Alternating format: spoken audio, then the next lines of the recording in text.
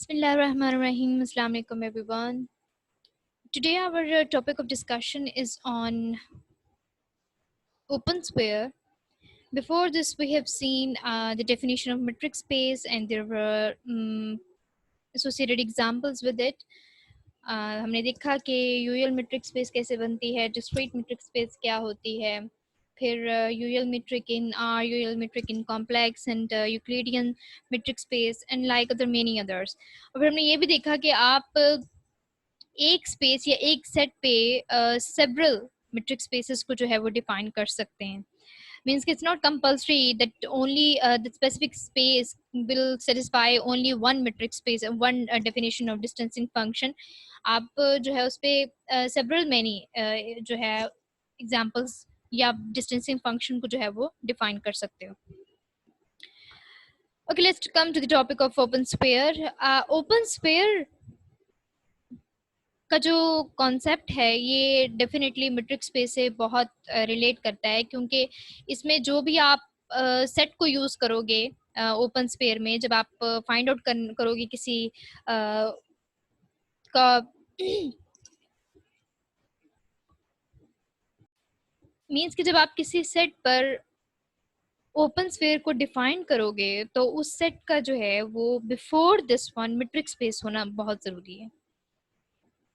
हम इसकी डेफिनेशन देखते हैं, फिर हम इससे रिलेटेड जो है वो फर्दर इसकी डिस्कशन को आगे कंटिन्यू करते हैं. Let X T be a metric space. आपकी जो एक्स टी है वो मेट्रिक स्पेस होनी चाहिए और एक्स नॉट कोई स्पेसिफिक पॉइंट, कोई फिक्स्ड पॉइंट आप जो कि उस एक्स में से लोगे, जो जिस सेट पर आपने मेट्रिक डिफाइन की है उस सेट में से आप कोई पॉइंट उठाओगे and R greater than zero, और आर जो है वो आप कोई ग्रेटर देन जीरो नंबर लोगे, a subset defined by this one. अब ये एक्चुअली है क्या? ये जो आपके पास स्पेसिफिक डेफिनेशन लिखी हुई है is known as open sphere in X with radius R and centre at X not.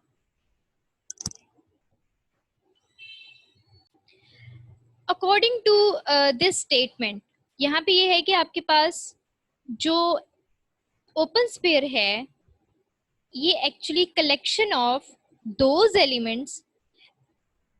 elements having distance from this specific point x naught less than r. Again बता रही हूँ कि ये कलेक्शन है उन तमाम एलिमेंट्स का जिसमें आप कोई एक एक्स नॉट जो कि फिक्स पॉइंट करते हो उससे आप रेडियस तक का जो डिस्टेंस है, यानी कि एक रेडियस भी आपको स्पेसिफाई करना होता है और एक एक्स नॉट जो फिक्स पॉइंट आपने लेना होता है, और फिर आप इसके उस रेडियस के कॉरस्पॉन्डिंग जो सर्कल ड्रॉ करते हो. ठीक है, तो ये वो तमाम पॉइंट्स को कंटेन करेगा ये डिस्टेंस. ठीक है, इसमें आपके पास जो है वो इस ओपन स्फीयर में कलेक्शन ऑफ दोज एलिमेंट्स होंगे, सबके सब वो एलिमेंट्स होंगे जिनका डिस्टेंस जो है वो एक्स नॉट से आर तक, आर से लेस होगा. ठीक है, एक्स नॉट से आर, यानी कि आप जब उस किसी पॉइंट का उस एक्स नॉट से डिस्टेंस लोगे तो वो आर से लेस होना चाहिए. अगेन क्लियर करती हूँ कि इसमें आपने सबसे पहले काम क्या करना है कि आप कोई एक्स नॉट को फिक्स करोगे.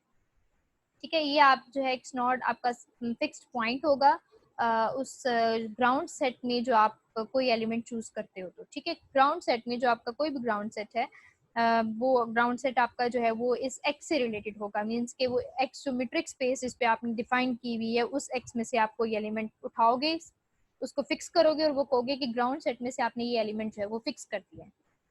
ओके, एक्स नॉट फिक्स हो गया. Now what about the R? R आपका है रेडियस, और इस आर, ये आप आर कुछ भी ले सकते हो. Means it can be any number but it must be greater than zero. ठीक है, अब इसको कुछ भी ले सकते हो लेकिन जीरो से बड़ा होना चाहिए. ठीक है, ओके. अब आर आपने लेट सपोज चूज कर लिया कोई भी value that is greater than zero, और उसके कॉरस्पॉन्डिंग एक्स नॉट और आर, यानी कि अब आप चूंकि रेडियस आर ले रहे हो और एक्स नॉट आपका फिक्स पॉइंट एक्स नॉट है, तो अब जब आप इसका सर्कल ड्रॉ करोगे, ठीक है, स्पेस में, तो इसके अंदर के तमाम पॉइंट्स जो हैं, अगेन कह रही हूँ, इसके अंदर के तमाम पॉइंट्स ओपन स्फीयर के कलेक्शन में आएंगे. और उसकी रीजन क्या है कि आप इनमें से कोई भी पॉइंट उठा लो, ठीक है ना। इस सर्कल में के दरमियान अंदर से कोई भी पॉइंट उठा लो आप, कोई भी एलिमेंट चूज कर लो, उसका जब आप एक्स नॉट से डिस्टेंस लोगे तो वो ऑलवेज भी लेस देन आर होगा, वो आर से छोटा होगा, दैट इज ऑब्वियस। ठीक है।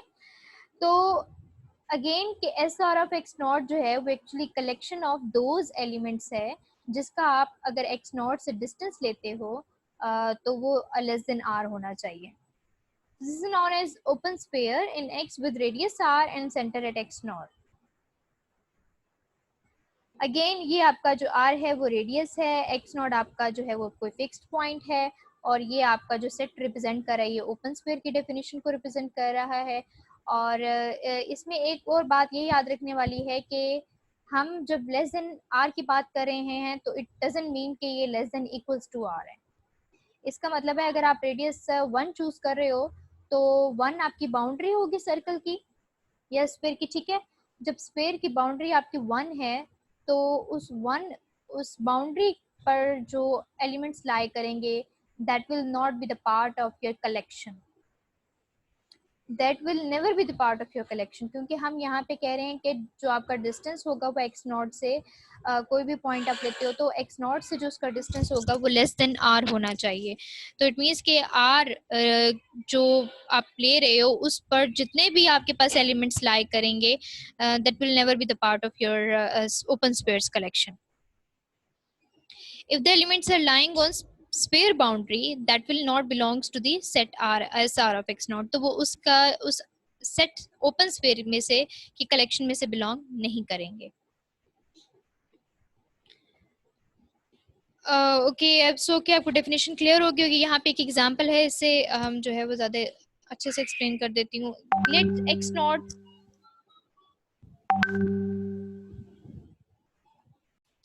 Next example number 1, let xt be a discrete metric space, then for 0 less than r less than equals to 1 s r of x naught is equals to।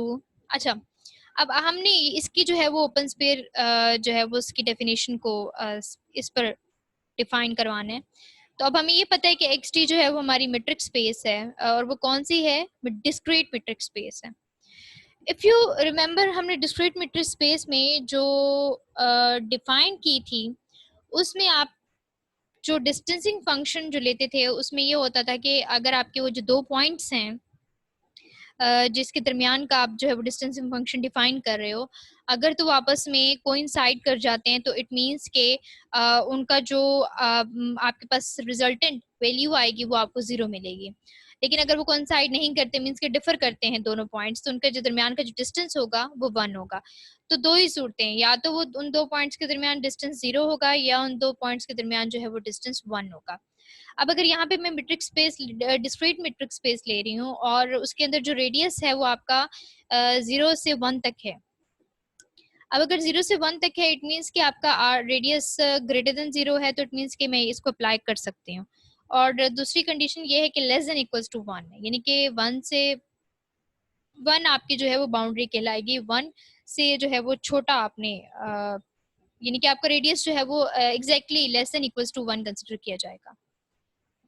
अब जब हम इस पे ओपन स्क्वायर की definition लगाते हैं जो कि बनती है S R of X not is equals to, अब ये आपके पास वो एलिमेंट्स हैं स्पेस के ग्राउंड सेट के जो कि इस डिस्टेंसिंग फंक्शन के अंदर लाई करते हैं। ठीक है ना।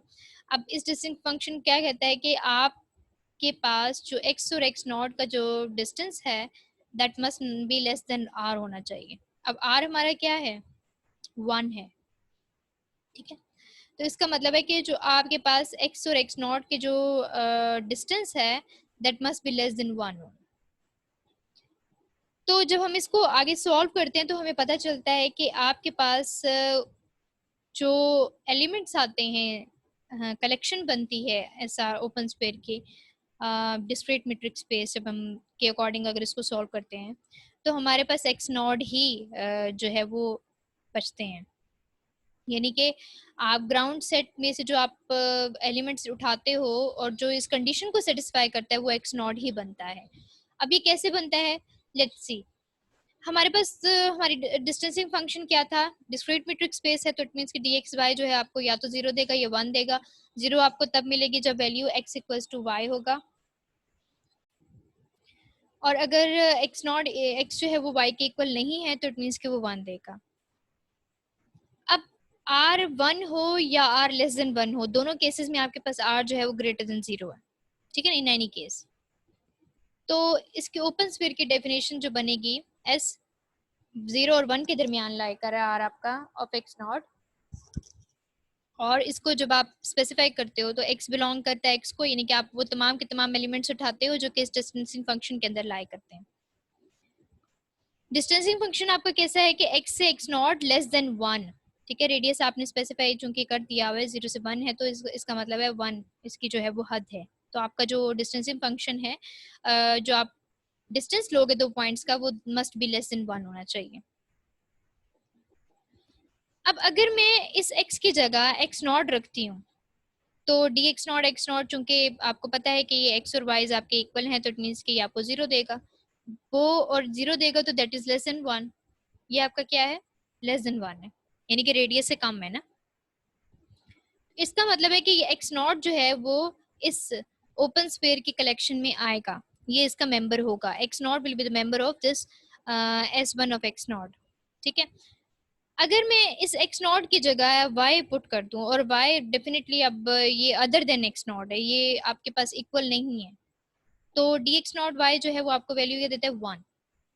अब अगर ये 1 वैल्यू देता है, इट मीन्स कि X not equals to Y है ना, और 1 देता है, तो हमें तो कंडीशन के अकॉर्डिंग रेडियस से कम वैल्यू चाहिए थी ना, लेकिन ये तो रेडियस के एग्जैक्टली इक्वल आ गई है। तो इसका मतलब है कि ये भी y will also be not the member of s1 of x not. Again मैं दोबारा बता रही हूँ कि मैंने पहले ये भी बताया कि जो एलिमेंट्स रेडियस की बाउंड्रीज पे लाई करते हैं, मतलब एग्जैक्टली रेडियस के ऊपर लाई कर रहे होते हैं, उस स्फीयर के वो एलिमेंट्स जो कि रेडियस के बाउंड्री पे लाई कर रहे होते हैं, वो मेंबर नहीं होंगे आपकी कलेक्शन ऑफ ओपन स्फीयर का। यानी कि ओपन स्फीयर में जो आपके पास ओपन स्फीयर का जो सेट है उसकी कलेक्शन में वो लाई नहीं करेंगे, वो that will never be the member of your open sphere. इसके अंदर वालों को आप कंसिडर कर सकते हो, ठीक है, सिर्फ और सिर्फ इसके अंदर वालों को कंसिडर कर सकते हो जो कि लेस देन आर होने चाहिए। अब अगर मुझे ये 1 मिला है, तो इसका मतलब है कि मेरा जो y है वो एग्जैक्टली इस बाउंड्री पे लाई कर रहा है। अब अगर एग्जैक्टली इस बाउंड्री पे लाई कर रहा है, तो इसका मतलब है कि मैं इसको नहीं ले सकती हूँ कि ये मेरा जो है वो S1 ऑफ एक्स नॉट का मेंबर हो। तो आपके पास जनरली जो इस फॉर्म का क्वेश्चन है कि डिस्क्रीट मेट्रिक हो और वो उसका जो रेडियस है वो 0 से 1 तक हो, तो आपके पास जो ओपन स्फीयर की कलेक्शन में जो एलिमेंट्स आएंगे वो एक्स नॉट ही होगा, ठीक है। अच्छा, अब यहाँ पे एक बात और याद रखने वाली ये है कि आपका जो S R of X not का जो सेट है ना, ये कभी भी जो है वो एम्प्टी नहीं होगा। मीन्स के जब आप इसको डिफाइन करवाओगे तो ये हमेशा नॉन एम्प्टी होगा, इसमें ज़रूर एटलीस्ट 1 एलिमेंट ज़रूर एग्जिस्ट करेगा। और उसकी रीज़न यही है कि जब आप जैसे यहाँ पे अगर देख लें तो एक्स नॉट और एक्स नॉट का जब आपने डिस्टेंस लिया तो ये 0 बनता है, और आपको पता है कि जो रेडियस है आपका वो तो कभी 0 नहीं हो सकता, ठीक है। रेडियस जो है वो कभी भी किसी एलिमेंट का 0 नहीं हो सकता, that will always be greater than 0। और आपके पास जो इसमें यहाँ पे जो आपके पास वैल्यू आ रही है वो 0 आ रही है, और ये आपको पता है कि ये लेस देन योर रेडियस है। तो इसका मतलब है कि ओपन स्फीयर का जो सेट है वो नॉन एम्प्टी होगा, उसमें एटलीस्ट ट्रिवियली एक एलिमेंट जरूर एग्जिस्ट करेगा। अच्छा, एक और फॉर इंस्टेंस अगर मैं लेट कर लूँ कि मेरा जो आर है वो इक्वल्स टू 1/2 है, ठीक है। अब अगर मैं आर को रेडियस को स्पेसिफाई कर दूं कि वो 1/2 है, तो मेरे जो ओपन स्फीयर की डेफिनेशन बनेगी वो क्या होगी, S 1/2 of X not equals to X belong करता है आपका ग्राउंड सेट से, और जब मैं इसको डिस्टेंसिंग फंक्शन अप्लाई करती हूँ तो that must be less than equals to less than 1/2, equals to not just less than 1/2। और इस पर भी जब मैं अप्लाई करती हूँ तो ये मेरे पास यही एलिमेंट आता है एक्स नॉट। अब ये कैसे आता है, अब अगर मैं डिस्टेंसिव फंक्शंस का लेती हूँ एक्स नॉट और एक्स नॉट दोनों एलिमेंट्स लेती हूँ ना, सेम लेती हूँ, तो आपको 0 मिलता है, और 0 जो है वो हाफ से लेस है, तो इसका मतलब है एक्स नॉट जो है वो मेंबर होगा एस 1/2 एफ एक्स नॉट का। लेकिन अगर मैं कोई और एलिमेंट लेती हूँ एक्स नॉट के अलावा, कोई एक्स ले लेती हूँ या कोई वाई ले लेती हूँ, कोई भी एलिमेंट लेती हूँ जिससे आपको पता हो कि एक्स नॉट जो है वो उसके इक्वल नहीं है, तो आपको क्या मिलेगा, डिस्टेंस डिस्क्रीट मेट्रिक स्पेस के अकॉर्डिंग 1 मिलेगा, और 1 आपको पता है कि दैट इज ग्रेटर देन 1/2। तो इसका मतलब है जो ये x होगा ये will never be the member of your s1/2 s sub 1/2 of x not.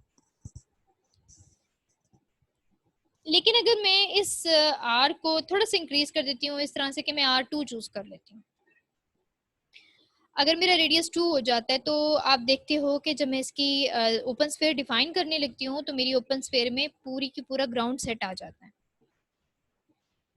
क्योंकि आप जो यहाँ पे ले रहे हो ना, क्योंकि डिस्क्रीट मेट्रिक स्पेस में आपको आपके पास एलिमेंट्स का जो 2 पॉइंट्स का डिस्टेंस होता है वो या तो 0 होता है या 1 होता है, ठीक है।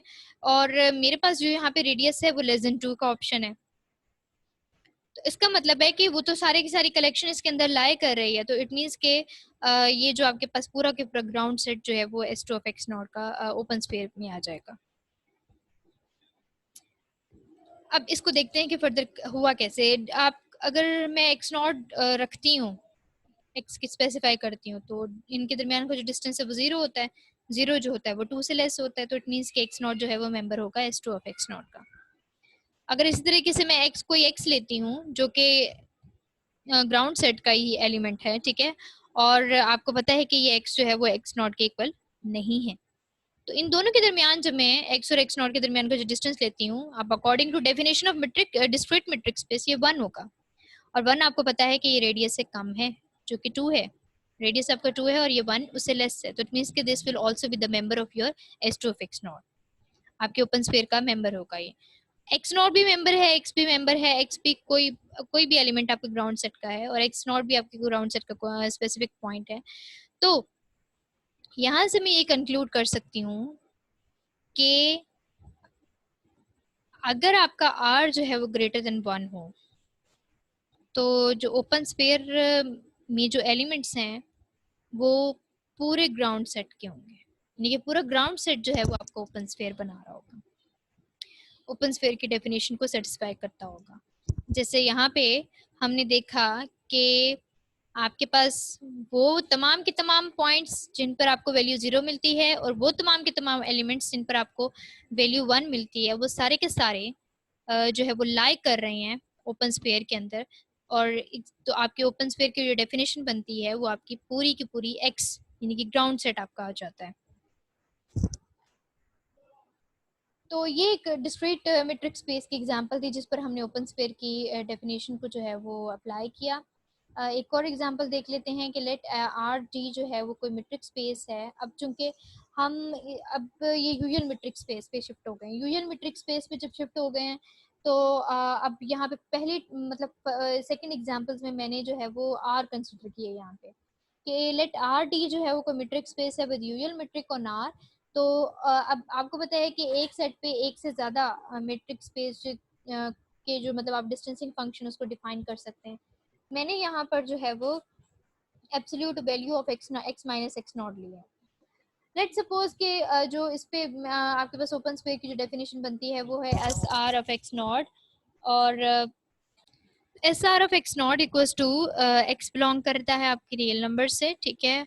आप एलिमेंट्स जो है वो रियल नंबर यानी कि ग्राउंड सेट आपका जो है वो रियल लाइन है, ग्राउंड सेट जो आपका रियल लाइन है। अब अगर मैं रियल लाइन में से एक एक पॉइंट फिक्स कर देती हूँ रियल लाइन पे एक्स नॉट, ठीक है, और उस एक्स नॉट के कोरस्पॉन्डिंग में किसी दूसरे पॉइंट से उसका डिस्टेंस लेती हूँ तो वो उसके रेडियस से जो है वो कम होना चाहिए, तो वो इस कलेक्शन में लाई करेगा, ठीक है। अब रेडियस भी आपको फिक्स करना होगा। अब अगर मैं इसको ओपन करती हूँ अकॉर्डिंग टू डेफिनेशन ऑफ, या फिर मैं मेट्रिक इसकी अप्लाई करती हूँ जो कि डिस्टेंसिंग फंक्शन डिफाइन करते हैं हम यूजुअल मेट्रिक में, मोस्टली लाइक दिस वन के absolute value of X minus X not less than R. और आपको ये भी पता है कि जब एब्सोल्यूट वैल्यू आप हटाते हो तो ये चीज़ जो है वो एक बार आप नेगेटिव में और पॉजिटिव की फॉर्म में लिखते हो, तो ये इस तरह से लिखी जाएगी minus R less than X minus X not which is greater than less than R, ठीक है। फर्दर आपने क्या किया कि इस एक्स नॉट जो कि स्पेसिफिक पॉइंट था आपका फिक्स्ड पॉइंट था, इसको आपने बोथ साइड पे यानी कि तीनों में जो है आपने ऐड अप कर दिया। ऐड करने से यहाँ पे से तो बेनिश हो जाएगा, लेकिन यहाँ पर आपके पास आ जाएगा X not minus R, less than X less than X not plus R. तो यू कैन सी कि आपका एक्स, जब हमने कहा कि ओपन स्फीयर की डेफिनेशन जब अब हम फर्दर इसको पढ़ते हैं सिंप्लीफाई करके, तो वो ये बनती है कि एक्स जो है वो आपकी रियल लाइन में से बिलोंग करता है, ठीक है। और रियल लाइन में से बिलोंग करने के बाद ये उस इंटरवल में, ये वो कलेक्शन होगी जो कि इस इंटरवल में लाई कर रही है। एक्स जो है ये रियल नंबर्स में, रियल लाइन में से वो सबके सब एलिमेंट्स होंगे, रियल लाइन में से वो सबके सब एलिमेंट्स होंगे जो कि इस इंटरवल में लाई करते हैं। और वो इंटरवल क्या है? एक्स नॉट माइनस आर और एक्स नॉट प्लस आर। इसका मतलब है इस इंटरवल में जितने भी एलिमेंट्स लाई करते हैं इस, ठीक है ना, रियल लाइन पर इस इंटरवल में जितने भी एलिमेंट्स लाई करते हैं, that will define your open sphere on R, ठीक है ना। ये आर पे आपकी जो है वो ओपन स्फीयर डिफाइंड हुई है। और अब यहाँ पे देखो मैंने क्या किया कि यहाँ पे एक्स नॉट जब मैंने स्पेसिफाई कर दिया, और लेट सपोज कि मैंने रेडियस भी एक फिक्स कर लिया है, ये मेरा एक्स नॉट है। और लेट सपोज कि ये मेरा, मैंने एक रेडियस फिक्स कर दिया प्लस आर के साथ और माइनस आर के साथ, ठीक है।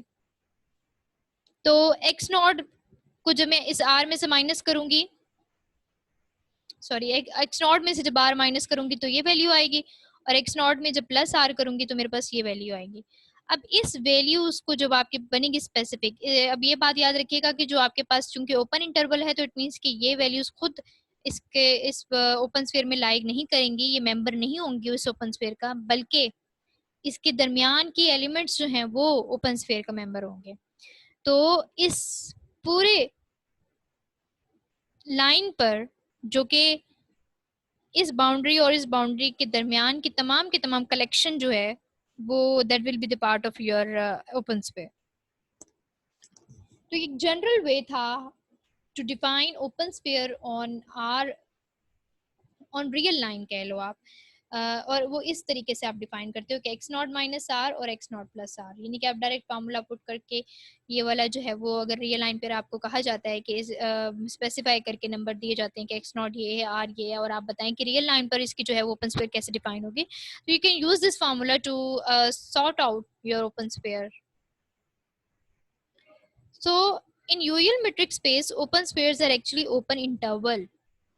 हम जब यूरियल मेट्रिक स्पेस में जब रियल लाइंस की बात करते हैं, ठीक है ना, आर स्पेस की बात करते हैं, सिंपल आर स्पेस की, तो ओपन स्फीयर जो होती है इसमें एक्चुअली ओपन इंटरवल होता है, जिसका सेंटर जो होता है वो एक्स नॉट होता है और रेडियस जो होता है वो आर होता है। अब अगर मैं इसको पर्टिकुलराइज कर दूं, पर्टिकुलराइज करूं मीन्स के मैं एक्स नॉट फिक्स कर दूं कि ये ओरिजिन है, जीरो इसका जो है वो एक्स नॉट है, तो जो इसका इंटरवल होगा वो क्या बन जाएगा? S R of zero is equal to minus R to R. इसका मतलब है कि आपके पास जो रेडियस के दरमियान, इन नेगेटिव रेडियस और पॉजिटिव रेडियस के दरमियान के जितने भी एलिमेंट्स होंगे, वो तमाम के तमाम एलिमेंट्स जो हैं वो इस सेट का जो है वो सेट के मेंबर होंगे, इस ओपन इंटरवल के मेंबर होंगे।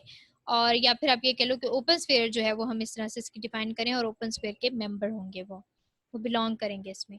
और अगेन ये बात कि आप जब आर कंसिडर करते हो तो उस रेडियस से आपको वैल्यू थोड़ी लेनी होती है, मतलब कि लेस लेनी होती है, आप उस के इक्वल नहीं लेते हो और उसे ग्रेटर नहीं लेते हो। तो ये दो बातें अगर याद रखेंगे तो आपकी जो करेक्शन है दैट विल वो ये होगी कि लेस होगी इस रेडियस से। कभी भी ना उस पर लाई करने वाले एलिमेंट्स उस ओपन स्फीयर के मेंबर होंगे, और ना उससे ग्रेटर वाले जो है उस ओपन स्फीयर के मेंबर होंगे। तो ये आज का टॉपिक था जिसमें हमने ओपन स्फीयर की डेफिनेशन देखी कि वो आपके पास कलेक्शन होती है तमाम एलिमेंट्स की जिनका डिस्टेंस जो है आपके रेडियस से कम होता है, और इसमें आप जो रेडियस भी स्पेसिफाई करते हो और जिस पॉइंट से आप डिस्टेंस ले रहे होते हो उस पॉइंट को भी आप जो है वो स्पेसिफाई करते हो। और फिर इस तरह से आप, ये तो अभी हमने एग्जांपल की रियल लाइन की, ठीक है ना। इसी तरीके से हम फर्दर इसकी एग्जांपल नेक्स्ट लेक्चर में देखेंगे कि आर स्क्वायर पे आपके पास किस तरीके की ओपन स्फीयर बनती है। और और अगर आर स्क्वायर की मैं मेट्रिक थोड़ी सी चेंज कर दूं तो कैसी ओपन स्फीयर मिलेगी, यानी कि जिस तरह से हमने ऑलरेडी जितनी मेट्रिक स्पेस हमने आर स्क्वायर पे डिफाइन किए हैं उन पर हम देखेंगे कि ओपन स्फीयर किस तरह से बॉल बनती है, स्क्वायर बनता है, क्वाड्रेट बनता है। और फिर आर क्यूब पे देखेंगे and so on. So that's it for today.